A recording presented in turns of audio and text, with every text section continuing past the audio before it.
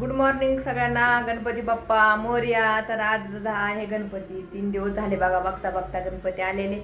तर छान अशी पूजा झालेली आहे आणि सगळे दाजी तुमचे सारखे शॉर्ट व्हिडिओ टाकायला लागतात. असे मोठे व्हिडिओच टाका ना पूर्ण नाही का. तर आता पुण्यामध्ये तर खूप छान छान डेकोरेशन हे झालेले. सगळ्यात महत्वाचं म्हणजे गणपतीचे हार हे फुलं सर्व माझ्या बहिणीच्या तिकडून आणलेली.